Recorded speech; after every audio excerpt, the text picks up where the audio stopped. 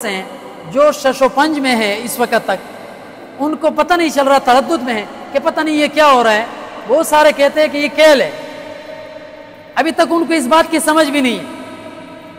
اس لیے جن کو سمجھ نہیں ہے یا تو وہ خود سمجھے یا کوئی سمجھانے والا ان کو سمجھائے قبل اس کے کہ اللہ جل جلالہ جھٹکا دے کر سمجھا دے. اللہ تعالیٰ کے پاس طریقے ہیں.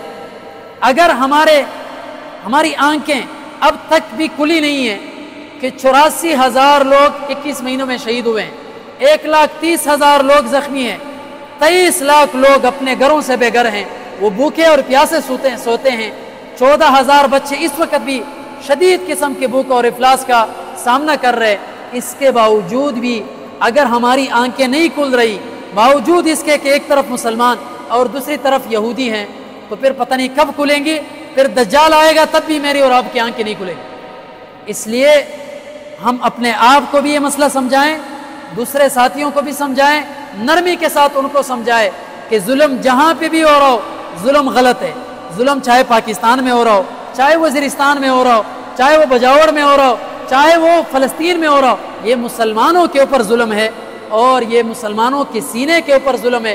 یہ کسی خاص قوم قبیلے کے اوپر ظلم نہیں. اس کو امت کے طور پر لے لے. لیکن غزہ کا زخم وہ انتہائی گہرا ہے. دیکھیں 1 مہینے کے بعد، 2 مہینے کے بعد یا روزانہ 2، 3، 4، 5 شہید ہو جاتے ہیں بجاوڑ میں یا وزیرستان میں. میں اور آپ سب پریشان ہوتے ہیں. تو جہاں پر روزانہ 60 بندے شہید ہو رہے ہیں، 100 بندے شہید ہو رہے، روزانہ شہادت ہو رہی ہے بھوک اور افلاس کی وجہ سے، ان کا غم اور ان کا زخم کتنا گہرا ہو. اس لیے ان باتوں کو قومیتوں کی طرف، قوم پرستی کی زبان میں نہیں لینا چاہیے. ان باتوں کو امت مسلمہ کے لیول کے اوپر دیکھنا چاہیے کہ رسول اللہ صلی اللہ علیہ وسلم کی امت ہے. یہ میری اور آپ کی ذمہ داری ہے کہ اس پیغام کو ہم انتہائی حکمت کے ساتھ، انتہائی بصیرت کے ساتھ اپنے نوجوانوں کے سامنے، اپنے بوڑھوں کے سامنے، اپنے دکانداروں کے سامنے، اپنے گھر میں موجود ماؤں بہنوں کے سامنے رکھیں، ان کو سمجھائیں تاکہ وہ دعائیں کریں ان کے لیے اور ان کو بھی کبھی حصہ ہو فلسطینیوں کی مدد میں اور اسرائیلیوں کے خلاف جنگ میں ان کا بھی حصہ ہو.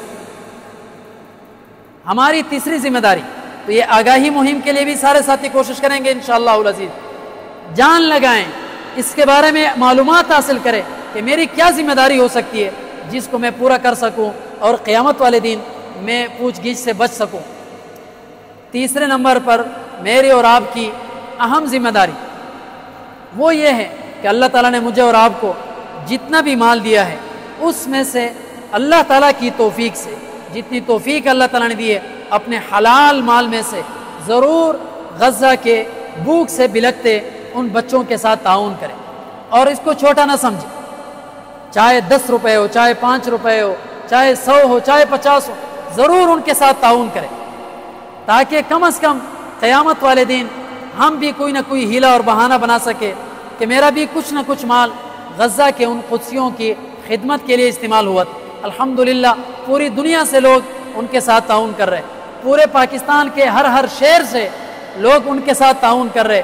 آپ کے ضلع ڈیرہ اسماعیل خان سے الحمدللہ علماء کی نگرانی میں اب تک گزشتہ 18-20 مہینوں میں 3.5 کروڑ روپے غزہ کے مسلمانوں تک پہنچائے جا چکے ہیں. اور جو لوگ ہمارے ساتھ واٹس ایپ گروپوں وغیرہ میں ہوتے ہیں وہ ان کی ویڈیوز بھی دیکھتے ہیں، وہ اپنی آنکھوں سے دیکھتے ہیں کہ کھانا تقسیم ہو رہا ہے، پانی کے ٹینکر تقسیم ہو رہے، اپنی بس کے مطابق. اللہ کا فضل ہے کہ کچھ نہ کچھ علماء ان تک پہنچا رہے ہیں. یہ بھی میرا اور آپ کا سب کی ذمہ داری ہے کہ ہم اپنی بس اور استطاعت کے مطابق ماہانہ اپنے امام صاحب، اپنے خطیب صاحب کے پاس جمع کرائیں اور فلسطین کے ان مظلوموں کے ساتھ ضرور ہم مدد کریں. میری اور آپ کی آخری ذمہ داری، سب سے آسان ذمہ داری اور سب سے اہم ذمہ داری وہ ہے اسرائیلی مصنوعات کا بائیکاٹ. اس بات کو انتہائی سنجیدگی کے ساتھ سمجھیں. بعض لوگ اس کا مذاق اڑاتے ہیں اور بعض لوگوں کو یہ بات سمجھ میں نہیں آتی. اگر آپ بغیر سمجھے اس کا مذاق اڑائیں گے پھر آپ کے ساتھ کیا کچھ ہو سکتا ہے اس کو بھی آپ سمجھے اچھی طرح سے. کسی بات کو سنجیدگی کے ساتھ سننا یہ سب سے پہلی ذمہ داری ہے.